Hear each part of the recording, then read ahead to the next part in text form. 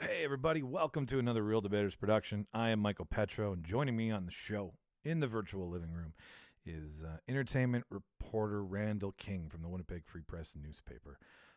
This guy has been making up my mind, well, helping me make up my mind since the 90s. He's been doing this since 1990. Doing entertainment reporting, and we go over his story and how he kind of got into the whole biz, and coming from a family of entertainers. One's a playwright, one is also a musician. So I mean, being surrounded by that, you're kind of destined for something in the biz. And then how he got into working in Winnipeg, and then COVID changes with how he does his job. Who he's talked to, who he's met, who he's reviewed, how he reviews his process. He's been in the room with the likes of Scorsese and Martin Short and Julie Andrews and Julia Roberts, and he's met 3 of the 4 Bonds. Like that's a motherfucking roster right there. Okay, director Russ Meyer said to him, "I like your style." So I think you're in for a treat. It was cool to interview somebody who I've read about for a very long time, being a movie nerd here in Winnipeg. So box checked to talk to him. For all you new people to the show, if you're a fan of us, and you can skip this part, just get right to the nuts and bolts of this. But if you're new to the show and you want to learn more about us, just go to thereeldebaters.ca. Ladies and gentlemen, that's everything. That's how to subscribe to the show, what we look like, who we are, some extra things that we do, like the blog, the prop shop, the merch stand is there. And if you're so inclined and you want to throw some bucks at us, you can donate to the show as well too. So all that information is at thereeldebaters.ca. The email address to email the show is thereeldebaters@gmail.com, and it's at Reel Debaters for all of our social media. That's how you can see all of our shenanigans as well too. Let's see here. Who do we have to thank this week? Here we go. Okay, south of the border, our top 10 for anybody who's new and still listening at this point. I like to point out the top 5 places in America and the top 5 places in Canada. So we still have yet to crack Europe. That's fine. Who fucking cares? It's about your base. So the top 5 south of the border places who've been listening to the most debaters they can is Washington, San Jose, San Francisco, Ashburn, and Gig Harbor. Thank you so much. Thank you to everybody who always listens.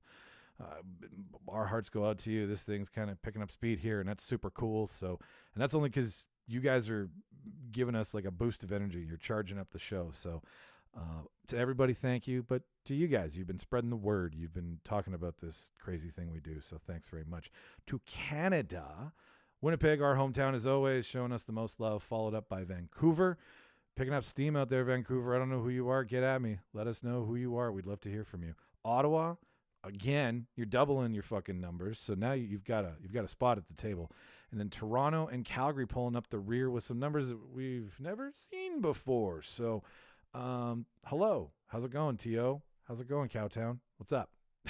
Anyways, thank you to everybody, as always, who listens to the show. That's what I'm trying to say. But thank you to you guys for putting in a little extra work. Maybe if you're new and you're in a Timbuktu area, spread the word, and we'll shout your name out on the show if that's a thing you need. You probably don't. Whatever. You're not even listening anymore. Point is, I got nothing else, so I will cue the reel, and you enjoy the show.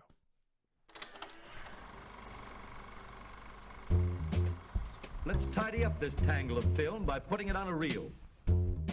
Here is a motion picture film, 1,000 feet, 16,000 separate photographs. Welcome, everybody, to the official space section of the chart.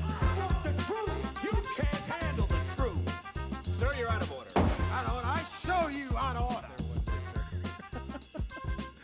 So welcome to the Reel Debaters. Randall, thank you for saying yes. For anybody who's outside of the province, Randall King is our true North Star when it comes to movies and entertainment in Winnipeg. He is an entertainment reporter and has been doing it for well over 20 years. You're probably going to correct me and say it's longer, and I'm sorry about that. 30 years. 30 years. Jesus. You have seen so much change, and I can't wait to get into that with you. But I do want to give some backstory to who you are as a person. So the little bit I could find about you online, you come from an entertainment family. One brother was a musician. The other brother is a playwright. Or sorry, your dad was a musician. Right. One was a playwright, and one's a singer-songwriter. So 2 questions. Did you feel any pressure to follow in line? And 2, when you fell in line, were you like, hey, I kind of feel like a fit here now? No, I was never. I think I was. I was very much kind of steeped in the entertainment business without knowing it, or without really being aware of it for a long time. Because if your father's a musician, there's always going to be a lot of music in the house, and there's going to be these strange jazz musicians, showing up in your basement. And so yeah, I was always kind of aware of it, but I didn't, when you're a kid, that's the environment you grow up in. You're not aware that, oh, this is the entertainment business. It's just what he did. So yeah, I was pretty much steeped in that. My eldest brother Bob was a singer songwriter. I tell you millennials that he's the guy that wrote the song "Brother for Sale" for the Olsen twins. Oh, yes, I did read about that. So, okay, so anybody, yeah. Definitely very impressed by that. And now the Olsen sister, the one that didn't have any fame, is now killing it as Wanda Maximoff. So, The one with talent. Let's say what it is. I love it. Perfect. Yeah, and that was the song they sang on the show, right? If I remember correctly. Oh, no, they had an album. They had a record album. Okay. And Brother for Sale was on that. And Bob sang that song at my wedding. That's how he gave you away. Brother for Sale. Yeah. Then my wife put in a bid, and I now pronounce you man and wife. It wasn't even a wedding; it was just a cattle call, and she showed up, and then, all right, let's do this.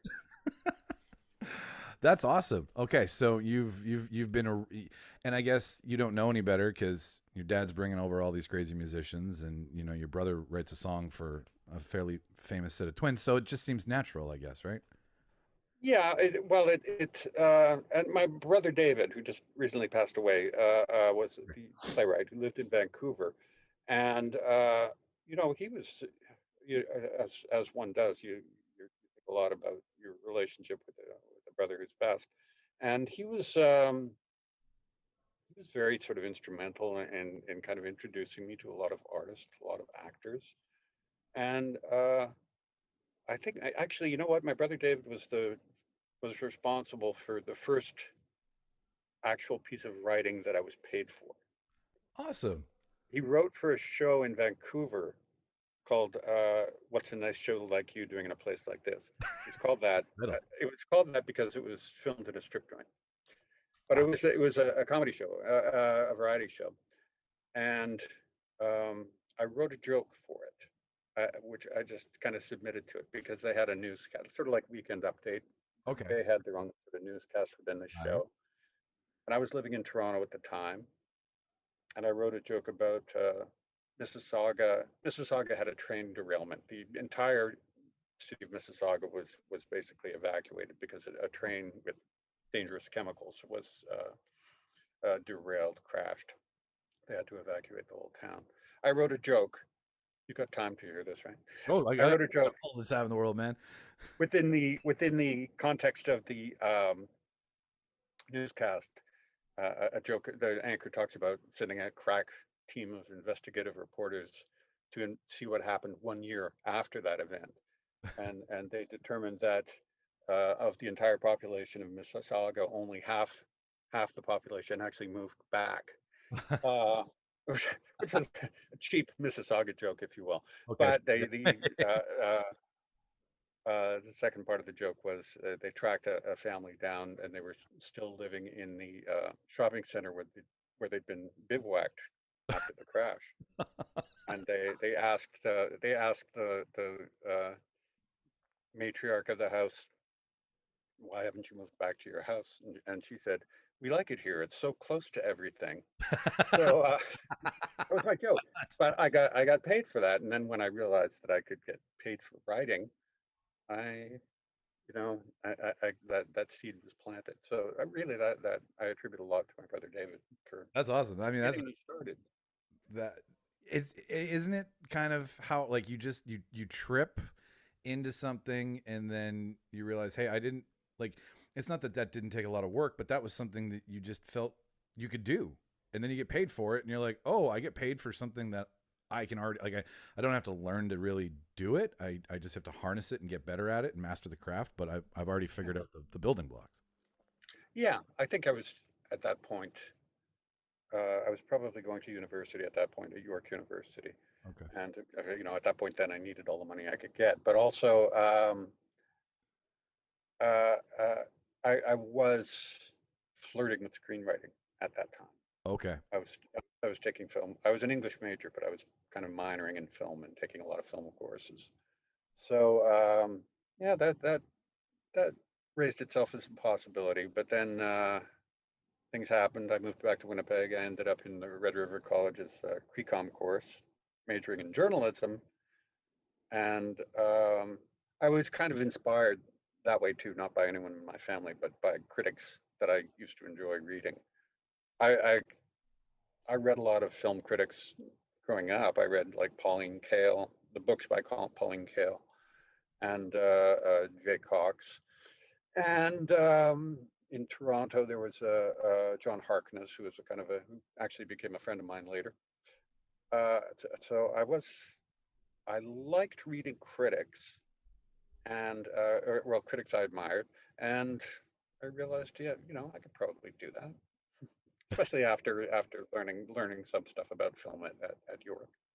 Yeah, no, I would imagine it's I mean, sitting on the sidelines, like I tried to do the CreCom thing, and in my head I was like, I could do a podcast, and man, has this been a learning curve. So but it was planted by going to Red River, sitting down, talking to people about the course, and kind of getting into it, and I can understand that, once it's planted, it's kind of hard to ignore, and then you start reading about said subject, and then you're off to the races. Were you what deterred you from screenwriting? Like, did you just kind of get into the long lineup that it is, and the major rejection that you can You know, I'm like the guy who's always going to be writing that novel. I always thought I was going to write that screenplay, but life got in the way. I needed to make a living. And, once I got into journalism, I was hired by the Winnipeg Sun in about 1990, and first to do a TV column, and then I wrote about film. Um, and it was a good living. It was something that I was happy to do, and my wife and I had a couple of kids, and when you're writing pretty much 5 days a week, you know, getting home for the weekend and saying, "Here, I'm going to write me a screenplay." Yeah. It doesn't really happen. I have no regrets, but that's basically what happened. I was distracted by journalism. That's a good distraction. I think if you could look back and be like, what made me change my mind? That's a perfect way to kind of switch and turn around. So you've always written entertainment, is that correct? Pretty much. I've written some news stories. The only thing I couldn't do is really sports. I cannot. I've written all manner, but I would be hopeless at sports. I do not have a sports gene. I think Harrison Ford once said that, and don't particularly care about the sports. Yeah. I can watch a sports movie, Sure. but Yeah. but I'm at a bit of a loss in just watching televised sports. I Never got into it. I grew up. My father was a game day sponsor of the Winnipeg Jets, so I just grew up by proxy going to sports. But Sure. if you asked me if I sports now with my own personality, I don't sports either. I understand it. Like, I can watch a hockey game and my Apple Watch will go off because my heart's racing so fast. But like, I can get into it, but I'd rather watch Any Given Sunday or Blue Chips or, Hoop Dream, something like that, where there's a story to it as opposed to just the ping pong of, two teams going back and forth trying to destroy each other. Like, there's conflict there, but it's not the conflict I think me and you like. Actually, so Apart from being in Winnipeg, I just don't really feel I have skin in the game when I'm watching a sports thing. It's just, I don't care who wins. I don't even care if the Jets win or don't win. sure. No, All right, I'm on. that's just me. That's two of us, dude. Don't worry. So, brother gives you a chance to write a joke that kind of sets the hook, as they say. When, because this is something I suffer with, and I'm sure everybody kind of suffers with, is the fake it till you make it. Are you an imposter syndrome kind of thing? So you go to school, take journalism. When did you feel that you were, respected amongst your peers? Was there a moment? Was there a piece? Was there a review? Was there a time where you were like, okay, I'm in it and I feel okay being here and I don't feel like an imposter? I think I had a fairly good time at Red River College. I made a lot of friends, and one thing that I did was I became the entertainment editor of the Projector, which kind of put me in a position of responsibility. But it was just also I could write about whatever I wanted, and I knew there would always be space for it in the Projector. So, which I did. I even wrote under a pen name. If I was going to write a kind of goofy review, and also it wasn't really good to have Randall King, the byline, appearing 3 or 4 times in the same paper. So, It's like who's but shit. no, that it was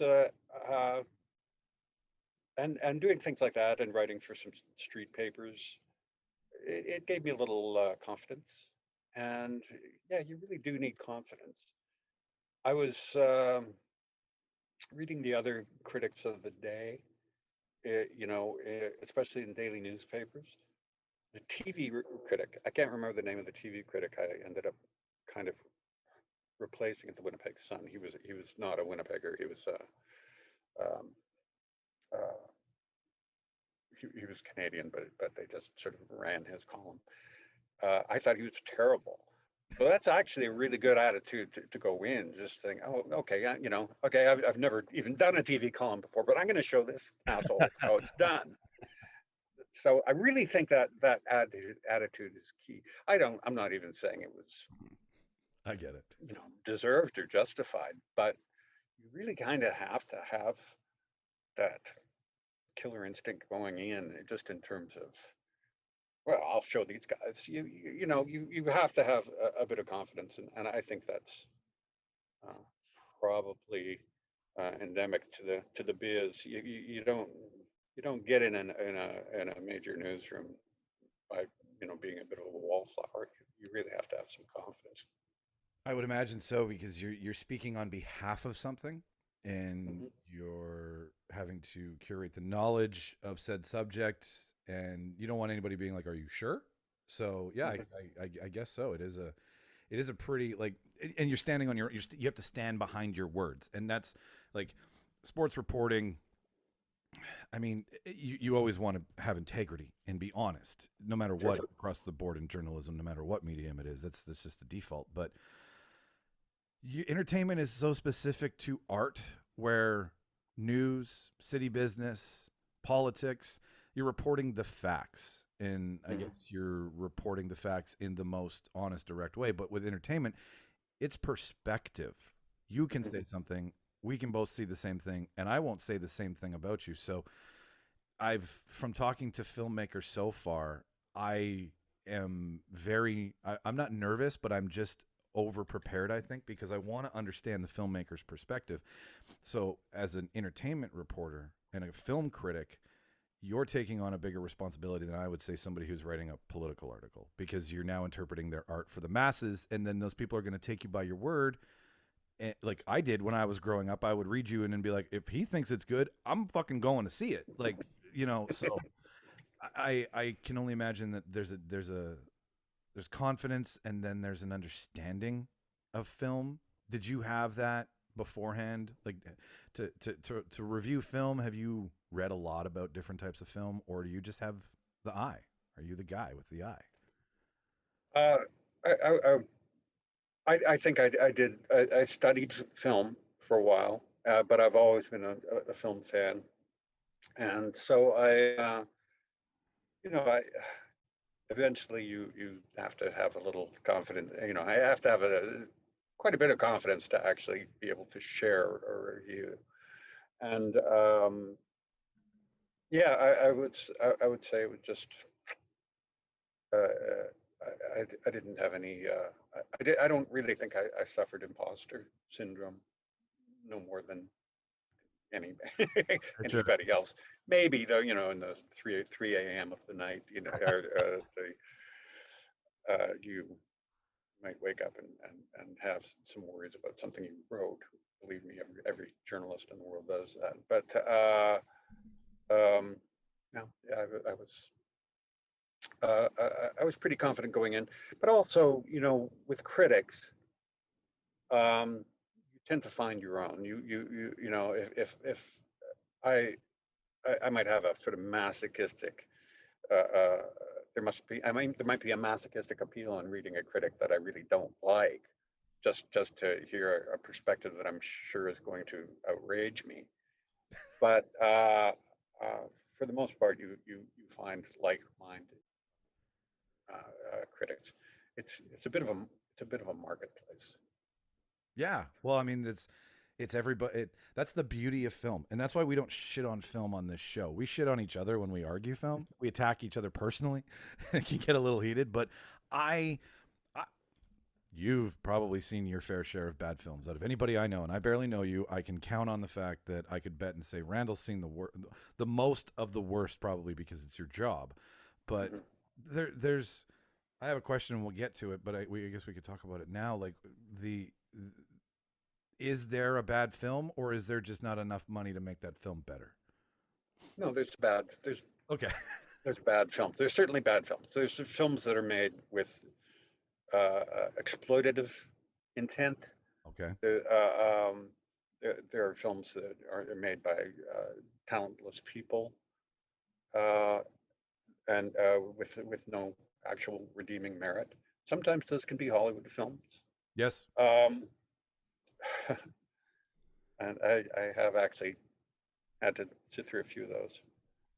Um, so yeah, no, there are definitely bad films. It's always a bit of an achievement to get a film made, and one has to applaud the achievement, but one that doesn't have to applaud the product, especially if it Okay. has those I like that. qualities.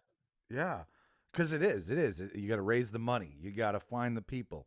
You have to have the shared vision. You have to then go execute it because it's all fun and games to be like, hey, let's do this, but then it's like, shit, we got to do this. Hmm. And Yeah. so it's monumentous in itself to make a B movie horror or a really crappy rom com. That to me, Hmm. I made a movie, but to make a movie that is reviewed and loved and appreciated by many, not by all, because you can't do that. But Hmm. um, what's the process of like pre-COVID? Let's go there because Sure. post-COVID is. So what's the process of a film critic? Like, what do you do for your job? I know you sit down and watch the movie, but were you always going to the theater? Were you getting screener copies sent to you? Like, how do you go? Take me through a review. Well, it varies widely. I can tell you about the old days when we used to, Yes, please do. not that long ago, about 5 years ago, when we used to go on movie junkets. When you would go to fly to Los Angeles or New York, and they would screen the movie for you, and then you get roundtable interviews with a bunch of the actors and the director and maybe producer.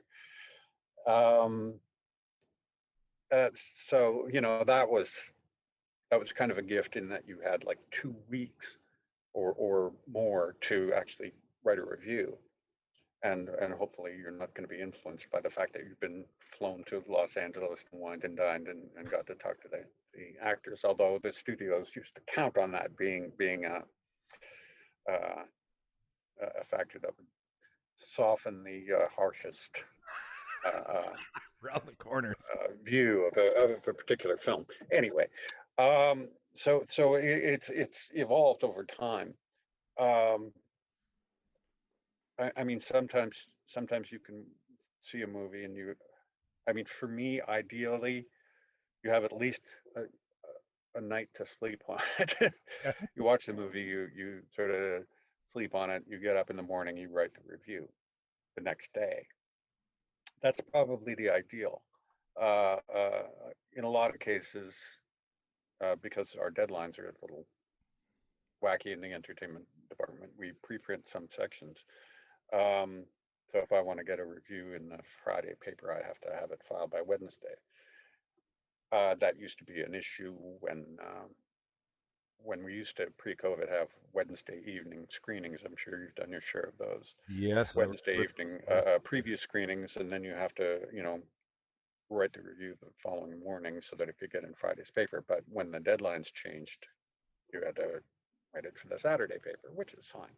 Yeah. It goes online anyway, so it doesn't really make any difference. But that said, that was the one I really sort of became accustomed to. Frankly, as a journalist, you always let the deadline sort of inform when you're going to actually write the piece, because there's a million other things to do. I have to stress, though, that I was never just a critic. I wish I could have been just a critic, but I was always a journalist too. I was always writing stories. Yes. So that was a big factor. I couldn't. I dream about the life of somebody who was just a film critic, who could watch movies, review them, and be done with it. But I had a lot of other stuff on my plate too. So I didn't. Well, anyway, the ideal thing was to see a movie, sleep on it, write it the next day.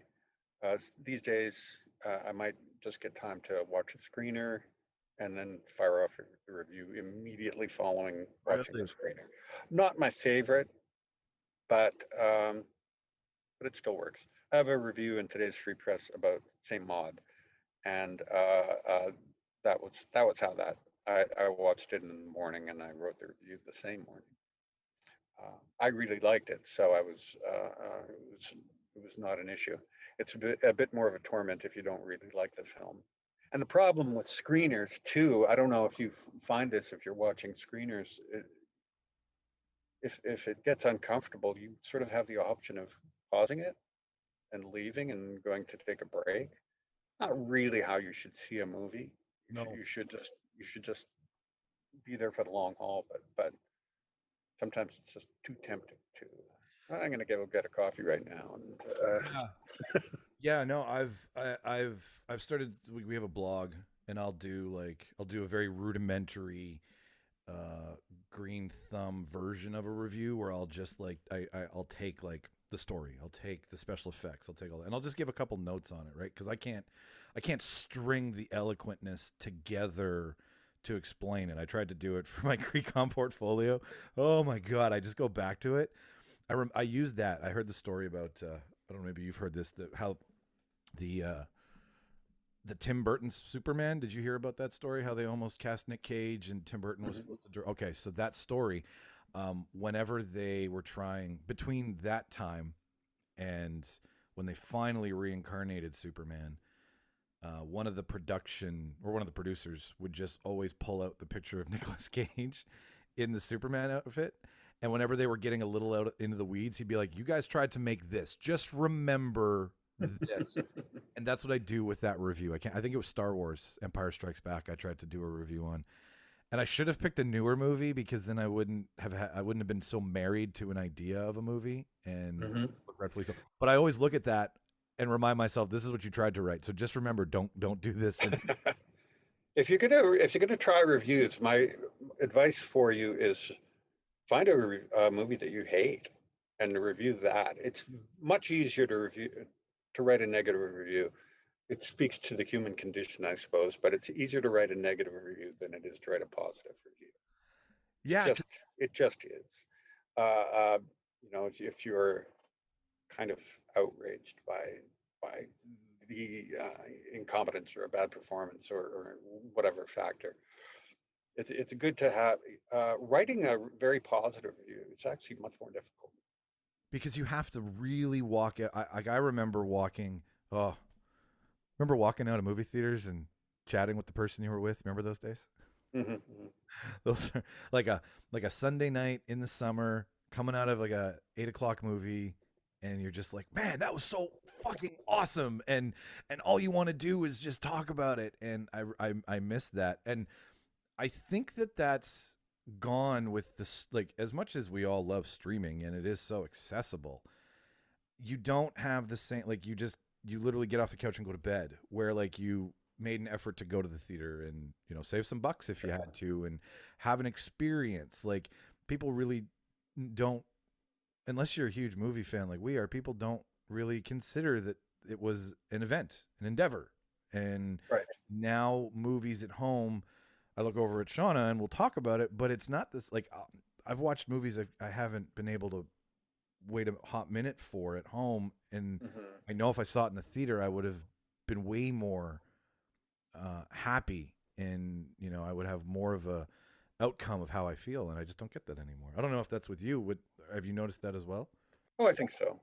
I think it's something that it's the kind of thing that Marshall McLuhan used to write about: a medium, hot medium, and a cool medium. And going to a movie, going in the theater, it's a different experience than just sitting at home. I wouldn't get into the McLuhan-esque kind of intricacies of that, but it is a totally different experience. It is more of a passive experience when you're watching it at home. Yeah. And yeah, so this makes my job a little more difficult.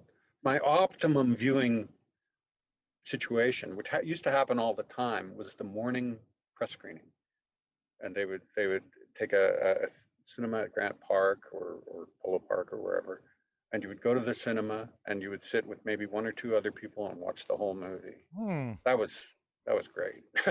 That was ideal. Oh my God, you gotta Unless you were watching a comedy, it really does help to have an audience watching a comedy. You sort of feed off that energy, the laughing and all that.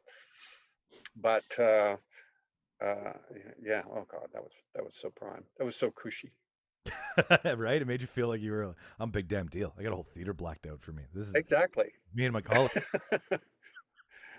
No, I definitely get it. Okay, so you mentioned two things, and I should have a notepad and paper. Like, I'm podcasting, I should write this shit down. But I'm gonna try to use my brain power for this. So you said that you not just I got my pad. Oh, perfect. Okay, awesome. What else do you write besides film reviews? Because that's where I know you outside of that, because I read you every day in the Free Press. But what other things? Because I guess, like, would you say if you were in LA or New York or Toronto or Vancouver or Montreal, you could strictly do it because it is a bigger market? But here, you have a toolbox at your disposal that they like. Okay, your entertainment, so that also includes TV, film, and theater and whatnot. Like, right. What other things do you cover? Well, I cover, as you said, I covered theater, and not just reviewing theater, but what we make the distinction is a review and a preview. Okay. If you're writing about a movie, I would write like an interview with the director. I think you talked to Sean Linden, Hunter. I talked to Sean Linden. I talked to Summer Howell, who's the young actress who plays, who stars in that movie. Yep. And I write two different pieces that are meant to preview the movie before it opens, and then when it becomes available on streaming platforms. Yeah. And there's probably a lot more of that work than just a review. And it's the same with theater. I'll interview. Well, right now, Winnipeg Jewish Theater has the Becoming Dr. Ruth, and I talked to the director and the star, Mariam Bernstein, of that show, and I didn't review it because I'd already reviewed it when it played live. But yeah, that's what I do. I had a paper in the newspaper, or story in the newspaper today about Van Gogh, the the Van Gogh exhibit. Yes. Yeah. And I had to write a story, which is basically almost really a news story, about how the people that behind that show would like to reopen it. It would be very safe to reopen it because the convention center is just the largest space where you could sort of safely see that show without coming within 10 feet of anybody else that was with you in the show. But because of the venue, because it's considered Super size. a public space, yeah, they can't do it there, even though it would be safer than to show it at the art gallery, which they could do. So that kind of story. So I'm writing those kind of stories all the time. It isn't necessarily having to do with film or theater, although arguably that Van Gogh show is kind of a movie. Yeah. It's mixed medium, I guess they'd say. It's very cinematic, really. It's all the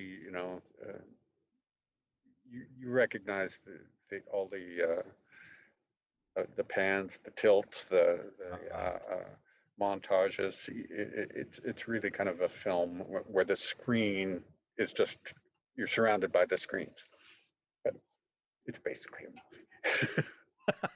I'll take your word for it. Out of anybody I know, I'll take your word for it. So I know, like, you used to these things that used to get flown out for junkets that you mentioned.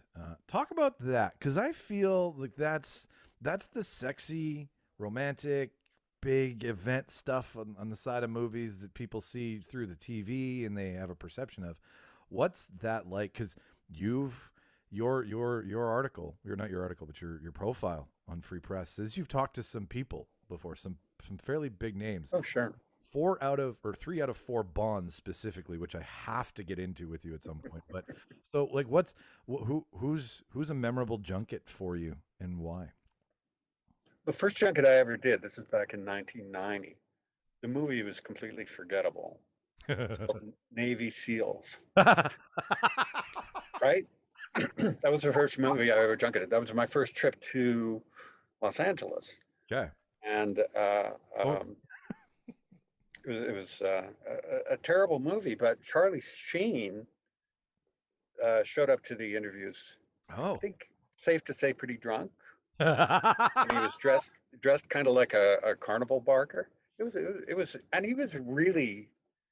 I know he became kind of somewhat crazier later in life, but at the time, he was very, very funny, fairly articulate, and he was just sort of having fun with the whole. I didn't really have a sense of what the junket experience was like. He kind of colored it. I thought it was always going to be that crazy. You set the bar too high. Yeah. Although that kind of set me up too for an interesting situation, because the junket experience is, journalistically speaking, it's kind of sketchy, because the studio does sort of invite, it used to, doesn't do it anymore, but they used to invite people from all over the continent to come and see a movie and talk to the stars, and it was a way of sort of getting into the critics' good graces. So with Navy SEALs, when it came time to do the review, I gave it like a 1-star review, and just hated it, and you could be completely honest, and kind of hope that, well, I hope the studio will still invite me, and it turned out they did. But to them, it was just worthwhile to have the preview stories, the interview with Charlie Sheen. I think I interviewed Michael Biehn for that one too. And it's always a bit of a wild card if you, whether or not you're going to actually like the movie. But the studios didn't seem to object, and there was such a thing as the junket whore. Those are people that basically went on all the junkets and then just found some nice things to say about the movie, no matter how crappy it was. That makes sense. I mean, God, hang around. There was a guy. I'll name him. I think I'm not sure he's still with us. Earl Dittman. Not listen to. Do you know the name? He used to be on all the blurbs. Whatever terrible movie, he would find something nice to say about it, and the blurb would end up in the newspaper ad. But we kind of found out later that he was Earl Dittman Wireless. but there was no wireless. There was no like magazine or publication. You couldn't actually find his reviews. Really? He just wrote the blurbs, and yeah, it was an interesting guy. I once saw him coming out of a breakfast room with a cup full of bacon. You know, like a breakfast buffet. He had a cup of bacon. That's so funny. You know what, man? Like because it's make believe, and it's everybody's perspective, the industry, the people, the movies themselves. You can come up with this idea, and if you're like, hey man, that's the place to be. Like, what's the movie? How to Lose Friends and Alienate People with Simon Pegg, which is based on a real journalist from London who got a shot at Vanity Fair and royally tanked it. And but he goes from being somebody who's like, I want to write the most cutting articles about stars and celebrity to being obsessed with it. And it just makes me think this movie, like he uses a fake Babe. He uses a fake pig and he says it's the pig from Babe to get into the Oscar party. And that's what this guy reminds me of, is like, he's just like, yeah, I have a magazine and I will put quotes on your. Oh, I think the studios probably knew he was. They knew what they were getting, and they liked it because it was the one nice thing they could always count. They could always count on a friendly blurb from this guy, and he used to just ask the most sort of ingratiating questions. I couldn't even be in the same room with him. I think he was kind of a nice guy, you know, on his own. But hearing him talk to like movie stars and the worst thing for me as a journalist in these situations is when a reporter is just showing their betraying their devotion to their interview subject. And hold on a second here. Yeah, take your time. Can I just? Yeah. This would be a good part. Yeah. Hey Frank, can I get back to you? Okay, sorry about that. I'll get back to you later. Bye bye. There we go. Sorry about that. No, don't be. Where was I? You were talking about betrayal of their craft when they talked. Oh, well, no, I mean, just being so obviously starstruck. Yes. Okay. And you know, you're wonderful. You're wonderful. You're wonderful. Yeah, you know, God, that yeah, it was kind of a revolting to watch. Although there probably were times when there were definitely times when I was myself starstruck. Okay. All right. Okay, please. Because your job is to be honest and report nothing but the facts, man. And you love what you're reporting on. Like I'm sure the guys at the Free Press who do sports love sports, and the ones who do politics. Oh yeah. But that's not like meeting Brian Pallister is a waste of fucking time. Meeting Charlie Sheen is entertaining. It's off screen into real life, and that's why we call ourselves the Reel Debaters, where real life meets real life, because we're starstruck motherfuckers over here, Randall. Like I did a thing. I got very lucky, and I got to talk to Kevin Smith from Jay and Silent Bob. Oh yeah. And you have stuff to talk to him about too as a Winnipegger, because he's set 2 of his movies in Winnipeg, and yeah, right. He's barely been here. And he's shot in the back lot in L.A. and used Winnipeg as the backdrop for Tusk. Like, it's hilarious. But so I already was grounded with him being a fan and everything, but I was very nervous going, am I going to fan out? Because I didn't want to. Because previous to that, I talked to Alan Cross from Ongoing History of New Music from 97.5, who, like you, I've listened to for a very long time, because my music education came from listening to his radio program and, you know, experimenting with different bands and styles of music. So I got to talk to him, and I asked him, and it sounds like you're going to probably say the same thing. He was like, your job is to report. Your job isn't to fan out. And I was like, okay, but the urge to fan out is very strong because you like what you're doing. So how do you do that? Like, when you go in, like, how do you, because when I talked to Kevin, after it was all said and done, I was like, wow, that was a lot easier than I thought it would be. And I thought I would betray myself. That was the biggest thing. I was working for somebody else. I didn't want to betray them. I didn't want to break my promise that I was like, don't worry, I won't fucking suck his dick on a Zoom meeting, you know. Like I really was worried that was going to happen. So what do you do? Like, do you have a tool that when you go in, do you just blank out? No, you just well, after you've done it for a while, especially, you just sort of come to realize that no matter how big the star, they're just people, and they're just people like you. So you want to ask them most pertinent questions. And you don't want to. I wouldn't try and offend anybody, although I probably have. And I don't want to seem combative, but you really just have to just treat them like fellow human beings. And that would be very easy to do with Kevin Smith, because he's not the kind of guy that would consider himself, don't you know who I am? Yeah. That kind of guy. He's not that guy. He's pretty Oh, he was just a nice regular guy. Yeah, it was So like ideally, he's an ideal interview subject that way. oh yeah, like everybody was like, "Are you worried?" I'm like, "No. He's just gonna talk, and I'm gonna marshal. That's all I'm doing. Is I'm just a guy with a like crossing guard. I'm just like this way, that way. You have to cover this, cover that." But it was just as somebody who has taken a step to try something like this and talk about film. Like you can talk about film. We started talking about film over chicken wings and beer at Smitty's once a week. That's where this whole thing came from. Was let's see if we can do it our way in a fun way. It's not derogatory, that does celebrate film, but is different, because I was like, I just want to try something different. But as soon as it got to the point where I was like, okay, I want to start talking to people, that was the one thing, because I'm such a fan. The guys make fun of me all the time that movies are my movies are the father I never had, because he had a huge movie collection but never spent time with me. So like I can quote Dr. Zhivago pretty clearly, but like I don't know my dad, which is really fucked up, but besides the point. So I come from a fan place as opposed to a professional place like you do. So I was just wondering, like, you've talked, am I wrong, Martin Scorsese? You've talked to Mr. I've asked Martin Scorsese questions in press conferences. Okay. So you haven't had I've been in the same room. Okay.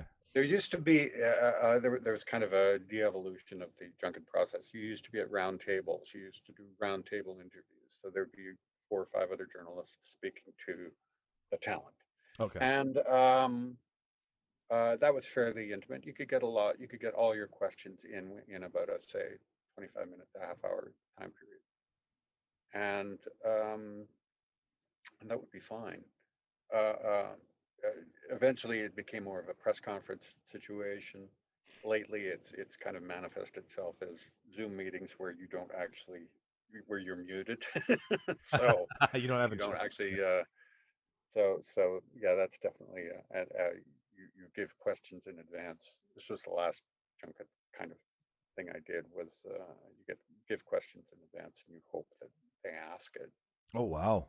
The moderator asks the question. That's no good. That's not really, not something that I would be really happy to do again. But these days too, it's mostly phone interviews. If I can arrange a phone interview with a particular actor or director that I'm interested in, that will certainly happen. It's easier to get interviews with directors than actors. Yeah, I've found that to be very true, because I don't know, like this show is an open door to anybody of any walk of life, of any creed, of any love of movies. I don't care who you are. I'd love to talk to you about why you love what you love. But I feel that the makers versus the talent are easier to talk to. And from somebody who's been doing this for over 30 years, like, is that something you've noticed too? Like, and it's just easier to talk to the person who was making it than the person who was acting in it. Well, it's a director's job to communicate to his actors, and some actors, say Robert De Niro, for example, is he's never struck me as being a particularly articulate guy as an interview subject. He'll give the shortest possible answer, and he doesn't particularly enjoy. I can't blame anybody for not enjoying the interview process, especially when you have to do it millions and millions of times. But yeah, so there is a bit of a divide that way. You can always count on a director being able to communicate what he has in mind.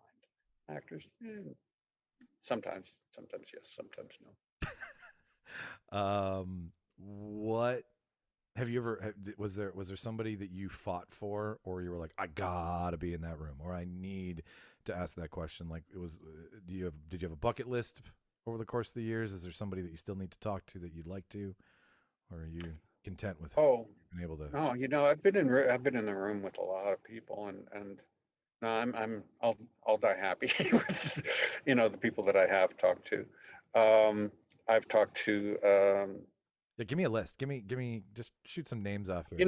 I'll tell you, I'm older than you, obviously, and I'm of an age where the people that really kind of impressed me were the people that I used to watch when I was a kid. So, there's not as many of those around even as there used to be.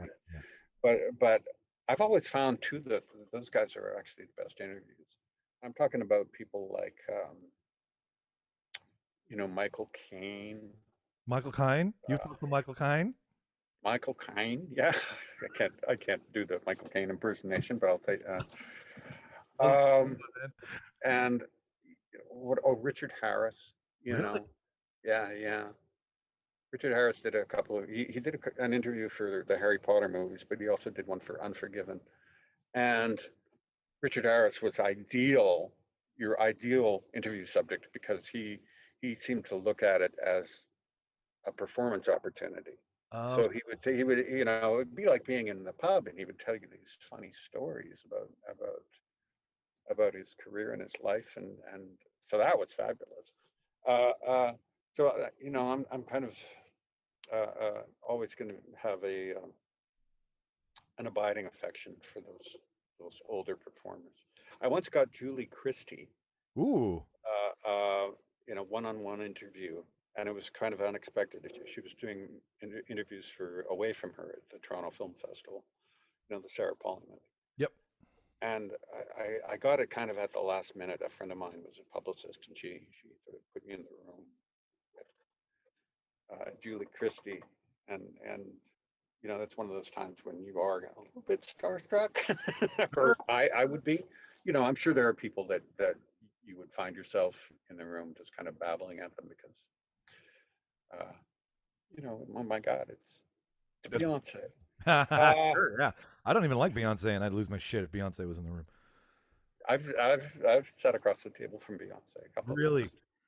Yeah. Okay, so is there like an is there some sort of aura coming off of her? Like, I imagine this is the power that woman commands. Well, she was younger. This was during the Austin Powers. Oh, okay. Movie, the third Austin Powers movie. So she wasn't fully Beyonce yet, if you know what I mean.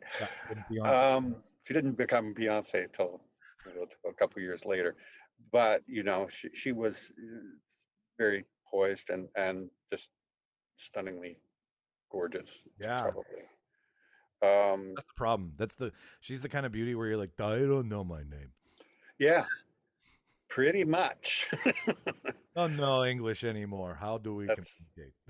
that's probably happened a couple of times for me.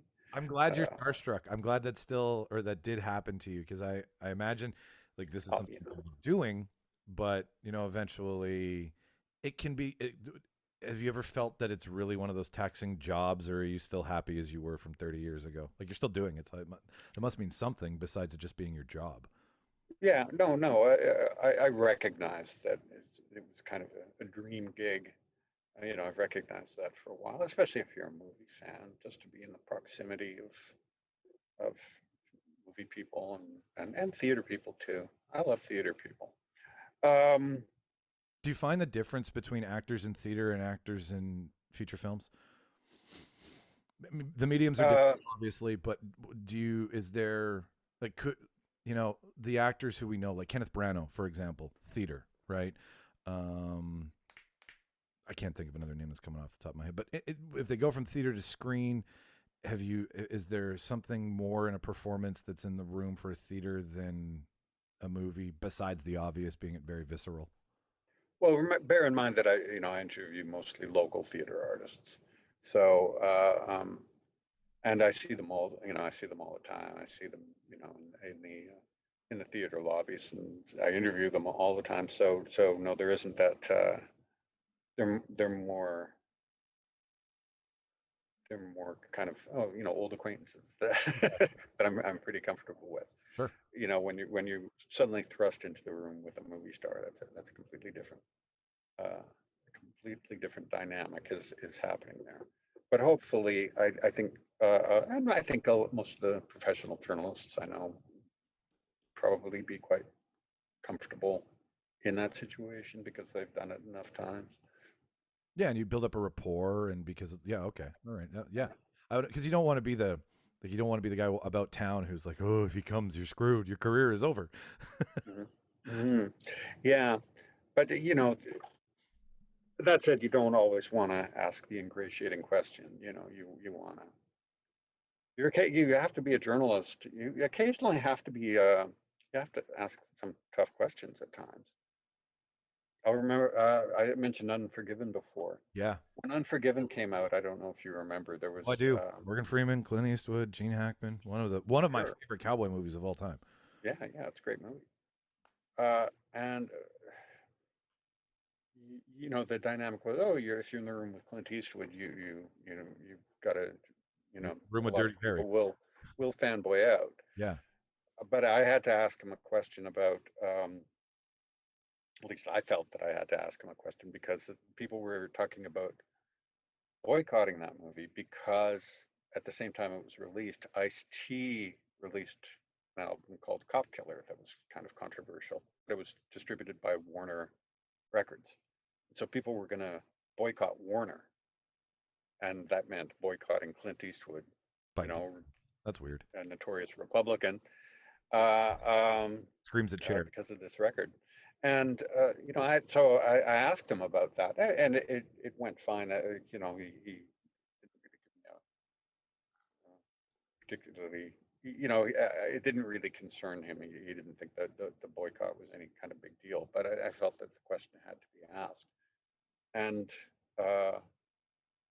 it's that kind of question is kind of rare in the junket. It would be kind of rare because it would be like, this is news. It's controversial, but a lot of journalists or entertainment journalists kind of retreat to a safe zone where they're just talking about the film and letting the artists sell the film instead of asking or answering potentially tougher questions. Yeah. So yeah, I tried to be a journalist in those situations. Yeah, no, I would imagine so. Like I've just seen it happen. I've never talked to somebody, and I don't want, like, if it ever gets to the point where I'm sitting in front of somebody, I don't ever want to ask those questions. I want to talk to you about your craft. I want to talk to you about what you do. I want to talk about your job, like all the stuff that people get offended by these days. It doesn't matter. That's just noise. Like let's talk about brass taxes and what you did and why I like it, and let's stay in that ballpark. With the ability to ask the tough questions, I kind of want to transition into something. So 30 years in an industry, you have seen mediums change. You have seen 3D come and go and die a miserable death. You've seen the boom of the IMAX. You've watched the budgets change. You've seen film, the business, as much as film, the entertainment industry, change over the years. Mm-hmm. Everybody's heard of, shady Hollywood accounting, for example, and all the seedy underground of any industry. There is one. The one thing I want to find out from you is, you guys used to be the only ones. Put it in print. That's it. Right. No website, no Rotten Tomatoes, no fresh score, no spoilers, no nothing. It was go see it, experience it for yourself, and that's it. And you've now watched an industry take over, and you've got what's the term I'm looking for, where there's like embargoes are set up with journalists and critics, and excuse me, I'm 38 but my lungs of a 70-year-old man. Sorry if you're 70. I don't mean that to be bad. I'm not Okay, all right. You don't look a day getting up there. Getting up there. You have a gray beard that I am incredibly jealous of. You don't hear me coughing. Fair enough. So what's it like for you to watch? And I mean, you don't strike me as the kind of guy who was like, that was my fucking job. Why are you taking it? But what is it like to watch an industry experience that and then have to play? Like, do you tweet it? Like, I mean, I don't follow you on Twitter, but like, are you part of that, or are you just strictly print and you don't like spoilers? Like, what's your take on it in 2020? I never do spoilers. No. As a critic. Yeah. My rule for that would be try not to give away anything that happens after the first act. Okay. In theater would be same thing. Try not to give away any significant plot points that happen after the first act. As far as how the industry's changed, yes, my role has been somewhat diminished. You used to find, you were kind of the king of the world when you would go, and sort of represent your city and go to a movie junket and that's kind of how I looked at it. I was representing all of Winnipeg. Why should Winnipeggers go see this movie? Yeah. And which is which is why I actually kind of wanted to watch or get an interview with Kevin Smith for Tusk, and I was shot down. Why didn't you shoot in Winnipeg, you asshole? It would have been cheaper. Right. Fuck yeah.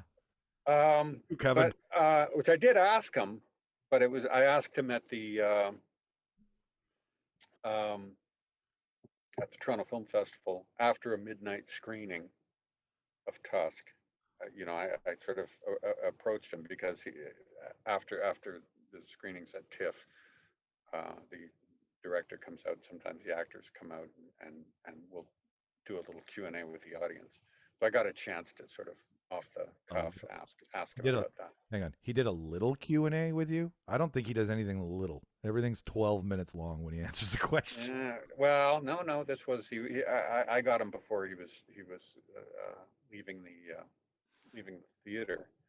That was the best I could do. But I was a good reporter, and I actually went and made sure I got something I could use. I got a quote from him. Anyway, but I digress. So you're the king of the world, but you and then that's totally gone, diminished. The internet has. If you want entertainment content, if you want to see an interview with whomever, you just look it up on YouTube or you just look it up online. So yeah, that's kind of regrettable, but I understand that. I'm not kind of bitter about it, and I still find the studios. There was a time. This was just when I was coming in. Actually, it was ending about the time I was coming in. There was a time when every movie studio had an office in Winnipeg, where it was a publicity office. And those were the people that would kind of set you up with screenings and your press kits and photographs and what have you. Yeah, it was in the 80s. That died out in the 80s, and then everything became centralized in Toronto, of course, where all the studios got headquartered in Toronto, but they still sort of represented the interests of Canadian journalists, and that sort of went by the wayside too. I mean, there are still publicity offices in Toronto, but they don't particularly care about No. the same news outlets they used to care about. I mean, they used to really care about them, but not so much anymore because there's wire services. Eventually, I kind of got squeezed out of the film job at the Winnipeg Sun in the late 90s, around, I guess it was around 2000, 2001, because they were getting all their film writing, reporting from Toronto journalists. So And the Winnipeg Sun ones, they were fine with that. So, I think they kind of that was, I was quite bitter about it at the time, but it was an inevitability that they're trying to do this as cheaply as possible, and if they can invite one or two reporters from a Toronto paper to do interviews and things like that, then that's just the way it was going to roll. No, totally. And like with the like, I don't like spoilers either. I'm at the point where I don't even like watching trailers sometimes because I just know Oh, sure. how much, like, unless it's Kevin Feige. It's shocking what they give away. Oh God, like I can remember trailers being a minute, and that was the standard, and now they're just shy of 3. And there's the spoiler trailer, and then there's the actual trailer, and then there's the extended trailer, and then there's the final trailer. And we all know that this is basic marketing 101 to like whet your appetite and like get you hooked. Right, here's your crack. Come back in 2 months, unless it's an Avengers trailer or anything Avengers related, because Feige's just like, I love misdirection and I love making people think that this whole trailer is the movie, but it's like the first 20 minutes of the first act just out of sequence, which is so smart. But do you like as a critic? Obviously, you don't give away spoilers, but do you like spoilers? Like, do you like no. something? No. Yeah, it's ideally, it's only happened a few times in my career. Ideally, though, I like going into a movie not knowing anything about it. This was why I used to love going to the Toronto Film Festival, because you could actually do that. You could go into a movie, not know a damn thing about it, and but maybe it had a director that you enjoyed, or an actor or whatever, and you go into it, and that, man, I really like that. Of course, that's a bit of a crapshoot because you don't know if the movie that you're going to see is ever going to end up on the screens in Winnipeg. Yeah, it's got to be bought, and then it's got to get distributed. Yeah. But as somebody who loves films, that's kind of an ideal situation, is to go into it complete tabula rasa. Yeah, no, and before I was like, I must know everything, because I have a bad habit of like, if I don't know, I look like an idiot. But really, you can't know everything, and I've found way more enjoyment not knowing, or like watching it once and then just being like, oh yeah, I remember seeing that once, and that's it. And then I'll go online and be like, if I'm confused, I'll look at like debunking videos or Easter egg videos and kind of get the whole picture, which I found way more fun now, because I'm like, oh, I get it, as opposed to, oh, there it is, and you're waiting for it, right? Like you don't get the same surprise and the same joy out of knowing the blueprint. Mm-hmm. Have you ever walked out of a theater, or do you, because as a critic, to be able to critique something, you need to see it in its entirety? Oh yeah, and you really do. And there have been, I have seen critics walk out of movies and then do reviews of them, which I would never do. I mean, if I walked out of a movie, I think I have been tempted to walk out of a movie a few times. I can't honestly recall ever doing it. But yeah, I mean, but that's the choice. You either watch the whole thing or you don't review it. And some critics aren't necessarily observant of that particular rule. Well, yeah, because then you don't know what the hell you're talking about. And you know what? There could be a big twist. Yeah, but that's the thing about Rotten Tomatoes. You go to Rotten Tomatoes, you could actually construct a review from other reviews. Oh, that's dangerous. Because that. But I think I'm pretty sure people have done it. Oh, yeah. I mean, I'm constantly like, I don't want to use it. If you quote your sources, essentially, in short, right? And that's just plagiarism at the end of the day. Even if it is on something just as simple as a review, that impresses somebody or doesn't. It leaves an impression on them either way. And now it's like, well, you just made that shit up. You didn't even see the movie. And like things like Hunter x Hunter that you bring up, the whole movie lies on the third act at the very end. Like so if you don't get that and you walk out because you're like, man, this is just some weird Canadian thriller that is really not doing it for me, man, the journey in that is all about the final scene, which I don't want to Even though we did. I mean, you know, before that point, you generally have a sense of whether or not it's going to be worth it to stick it out. Yeah, you do. Like if you watch a lot of movies nowadays, I mean, you can even see it sometimes where I'm like, is this a Transformers movie or a superhero movie? Because they are traced pretty accurately. What are some of your favorite films, man? What do you like? What is Randall like? Do you like superhero movies? Do you like dramas, bios, comedies, or do you I love think the secret of my success is that, you know, I don't love everything, but I like anything regardless of genre. Okay. I can watch and appreciate and love foreign films, foreign language films. I have no problem with subtitles. You'd be surprised how many people do. I like genre movies. I even like superhero movies because, you know, I'm a product of a time when you know, superheroes were kind of a big deal. I used to read comic books when I was a kid and well into my adulthood. So I like it all. I think I can appreciate just about any kind of movie. So I don't, and that includes horror movies. And I think, but you were asking about, you were asking about critics who shit on movies.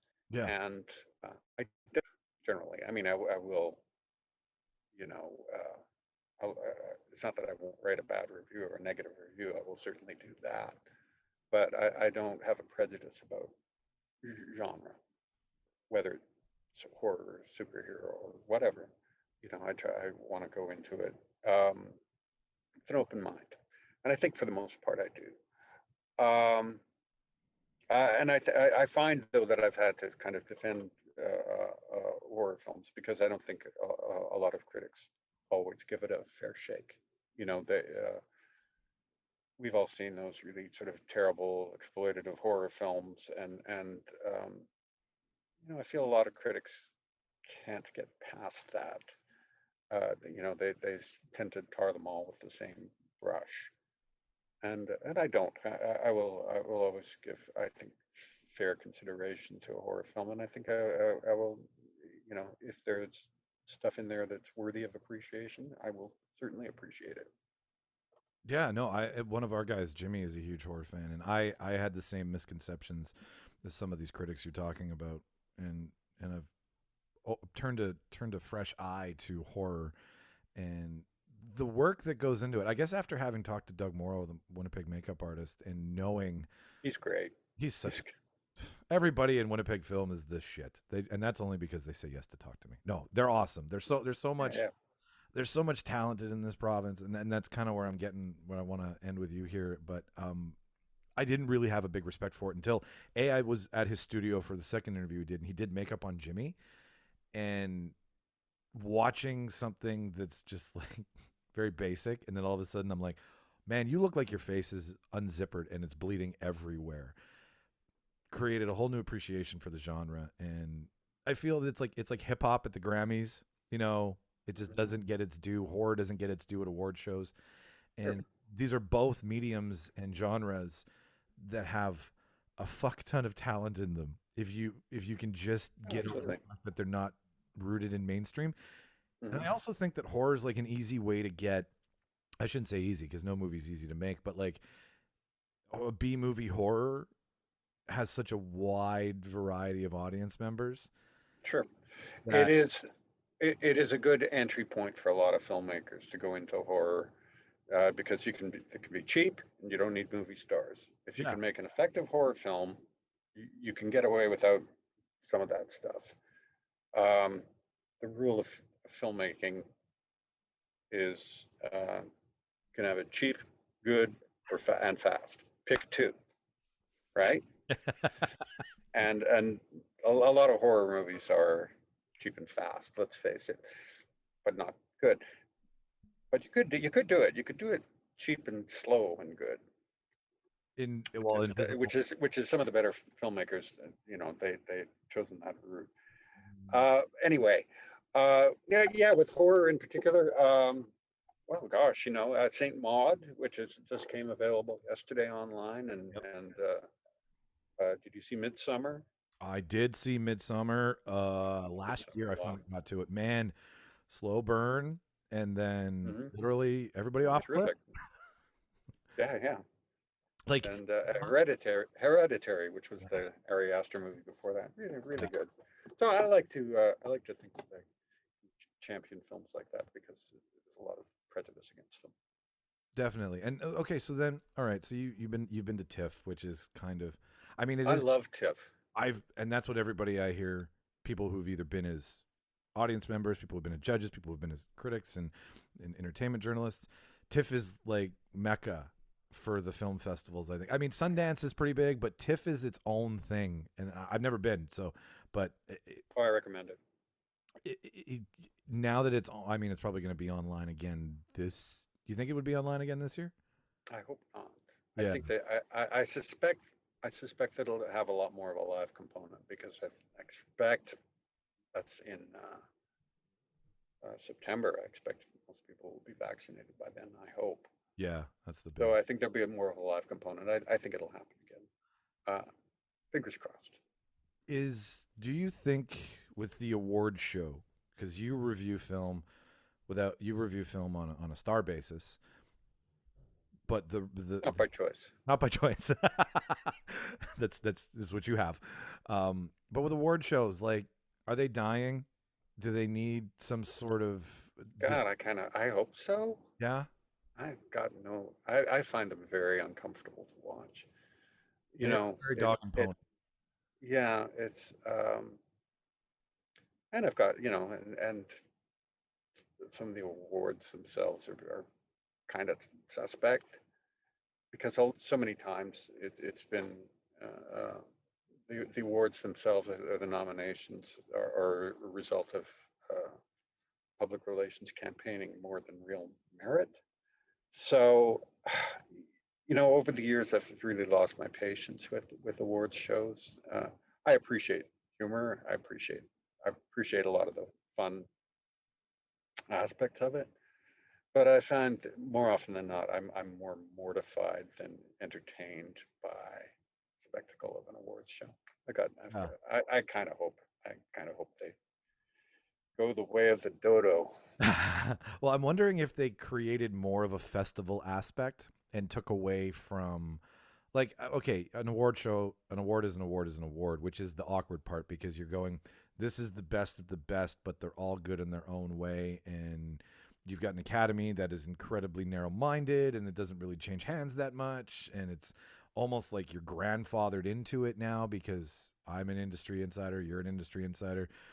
It's like, I look at it as being a sommelier. It's people who've gone through the bullshit who then feel that they can then allow or disallow people into the industry. And then it's just like begets like. And then you have nobody who really has any output or input from an outside perspective. Like, wouldn't it be great if you and me could be Academy members and you could not just, but, well, maybe yes. And I would really trust myself as an Academy member because these days I can't see all the movies. I got other things to do. I'm a drama critic, damn it. So I've got to do that. No, I don't. I would never even have any particular kind of aspirations for that. The whole process is, I'm kind of with. I think it was George C. Scott who boycotted. Now George C. Scott, mind you, was an asshole, but he said he called it a meat parade at the Academy Awards. sure. That's why he refused his Oscar or he didn't show up for his Oscar for Patton. Yeah. Yeah, I've actually kind of come around to that that perspective. Yeah. I mean, I enjoy seeing movie stars as much as anybody, but yeah, the awards it's just kind of an invention. It's a hype machine. Yeah. I don't care about them. It's I don't think I haven't watched one in years. the payoff of being able to put the Oscar winner or nominated for on your poster it's almost like all of the work that goes into the Academy Awards is just for future endeavors from said studios, producers, actors, directors. Because you can then go, like you can say blank director nominated for Academy Award, and someone's going to be like, well, that's better than not. And that's how people judge movies, which I got to Yeah, but do they? Do they? Do you Yeah. really need to see that little Oscar on your poster anymore? I don't. It Yeah, does I nothing. don't think so. Yeah, I'm more. I want the rogue stuff that actors are doing. I want the one for commerce, one for art rule. I want the art stuff more, Sure. and it's just where like not that I don't know what's a good example. Not that Bradley Cooper's A Star Is Born is a good example, but I like watching stuff that Bradley like. I'm glad that he went and did his own thing instead of watching a typical Bradley Cooper. That's the Silver Linings Playbook would be something more than watching him as Rocket in Guardians of the Galaxy, right? Like there's their I'd give the edge to Guardians of the Galaxy. Frankly. Not a big fan of Silver Linings Playbook, but I thought Star Is Born was better than I thought it was. Really? Yeah.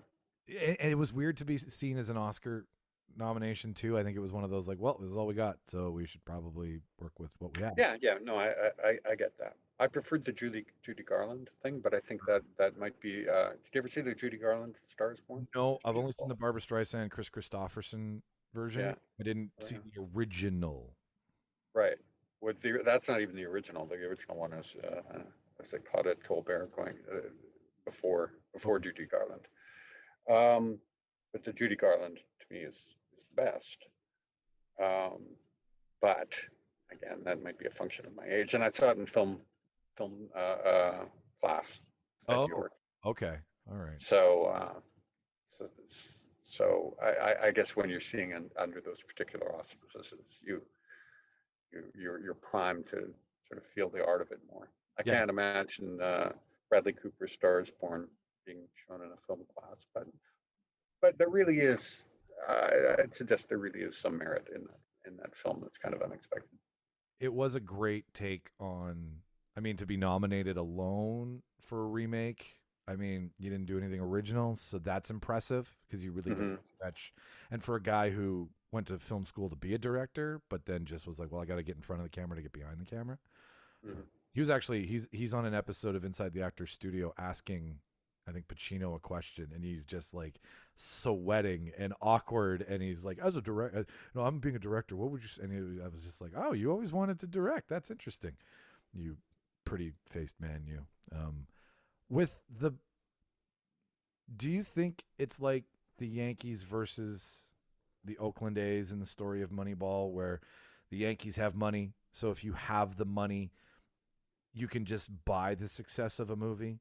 Like the $1 billion goal now just seems so outrageous to me that's what defines a successful movie to all those who have money involved. Like the business is showing through a little too much, I think. And I'm wondering, with what has happened with COVID in the theaters and everything, do you think that's going to recalibrate the system that it is to be like, well, holding on to Black Widow and James Bond is like, guys, we know you're just trying to make money now. Like just let it go or sell it to somebody who's willing to put it out there. Like, we're going to go no matter what you do, but to hide behind this, we can't let it go until we know it's primed to make money.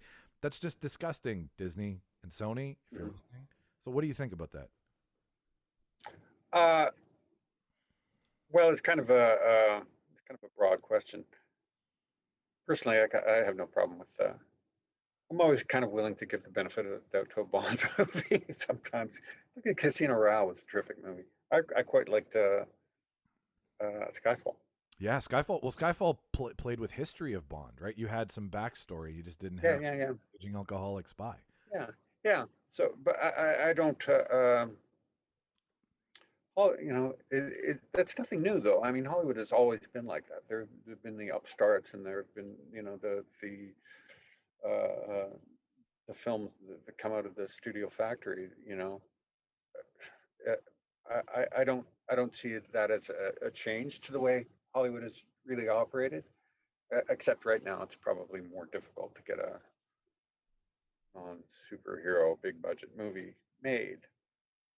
But I mean, it was always kind of difficult to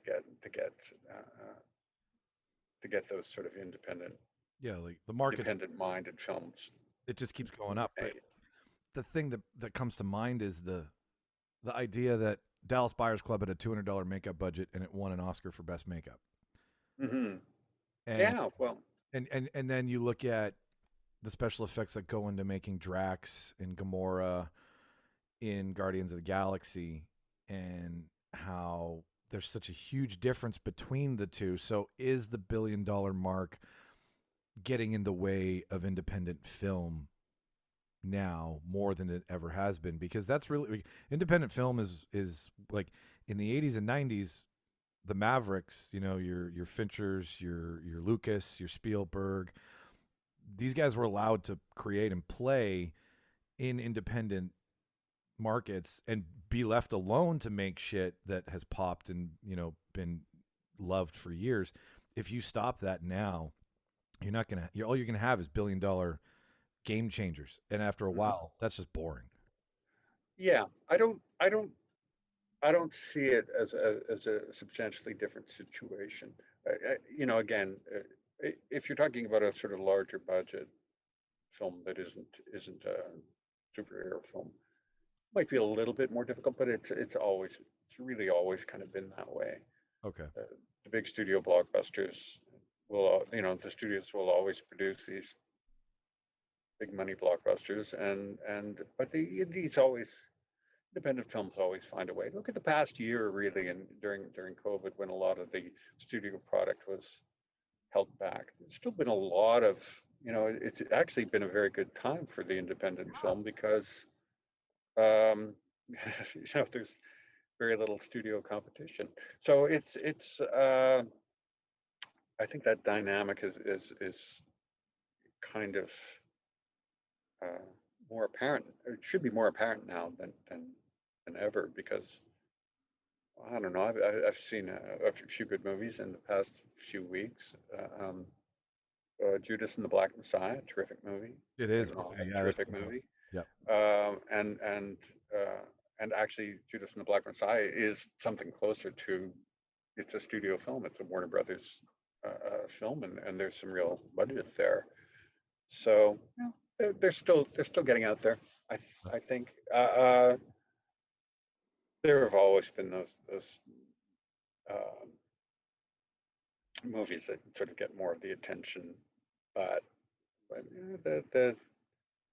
the smaller, more artistic film, it's not going anywhere. Good, because that's where you cut your teeth. That's where it's, exactly.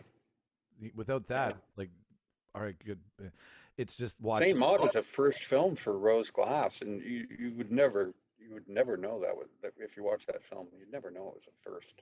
That's what my friends have said about One Night in Miami with Regina King. You're just like, oh yeah. The first feature directorial debut, and you're killing it. Like, what else can you make that? Yeah, exactly. No, you had the chops for. So 2 things before I let you go. Your opinion on the industry, and when are we? Do you have any thoughts on when this is all going to kind of come back? You've been around for 30 years. You've seen the ups and downs. Well, nobody's gone through a pandemic like this, or no, but not since. Let's see. I think my mother was born during the first pandemic of 1918. No, she wasn't even born. No, it's. No, I think it'll come back. I think movies, the movie theater experience will come back. I think people are really kind of craving it. I know I am. I would really like to go to a movie in a theater again and feel safe doing it. Although I'll never go to a movie theater with a cold ever again. No, and fine. That's fine. That's being a good citizen. I think we've all exactly, isn't it? No, I think it's going to come back. Okay, Good. I'm glad because I'm not worried. I mean, with Wall Street Bets and AMC stock going through the roof in the last 2 weeks because of all that shady Wall Street crap that people are playing against the big bankers. I mean, great that they've got an influx of money, but they didn't sell a bag of popcorn or a movie ticket, so we know that's not really true. Lastly, 3 out of 4 James Bonds you've had the pleasure of either asking a question to or sitting down in front of. Which ones are they? And which one's your favorite? Okay, let's see. Well, it was Sean Connery, and it was for a movie. I can't even remember the movie. It was actually a silly kind of independent film, and I can't remember the title of it. But he was just kind of a part of an ensemble, which I think was kind of interesting for him to do. That was one of the times when I was really kind of awestruck to be in the same room as Sean Connery. Sean Connery. Yeah, Sean Connery. I think I did a phone interview once with Roger Moore. I definitely was in the room with Pierce Brosnan, both Pierce Brosnan and Daniel Craig. The handoff? I beg your pardon? Is that for the handoff from, like, what was the last one that was that Tomorrow Never Dies to Casino Royale? Kind of when they were in the same, because that, like, whenever they trade old guard, new guard, there's well, it was. I guess I did the junket for GoldenEye, and I did the one for the last Pierce Brosnan movie, which was the kind of terrible one with Christmas Jones. The one with what? With Christmas Jones, the one with there's. Oh no! It was the Madonna was in it. Halle Berry was in it. Oh yeah. It was Tomorrow Never Die Another Day. Die Another Day. That's it. Yeah. And so I guess I did 2 Pierce Brosnan movies, and then I did I did Casino Royale, I think, and talked to Daniel Craig and Woody Allen too. Oh, from the original Casino Royale. Yes. the kooky Casino Royale. Oh boy, you know, I loved that movie when I was a kid, and then you see it as an adult, and you think, oh my God, this is just terrible. It's a piece of shit. Yeah, totally. So is Sean Connery your favorite Bond? Because that will depict whether or not I invite you back. No, I'm kidding. Sean, of course, he's the best Bond. He is more. I mean, the guy. I was a little sad when he died, and I actually made a point of watching From Russia with Love, which I think is kind of the unsung Bond movie. Yes, everybody in my group agrees. From Russia with Love is the piece de resistance. All right, Randall, thank you so much for spending this time with me. Ladies and gentlemen, thank you for tuning in to another episode of The Reel Debaters. Just go to thereeldebaters.ca. I'm going to make it easy on you. If you want to follow us, if you want to talk to us, if you want to look at us, if you want to read about us, all things are at thereeldebaters.ca. I have been Michael Petrow. My guest has been entertainment journalist and movie fan Randall King. Thank you so much for your time, sir.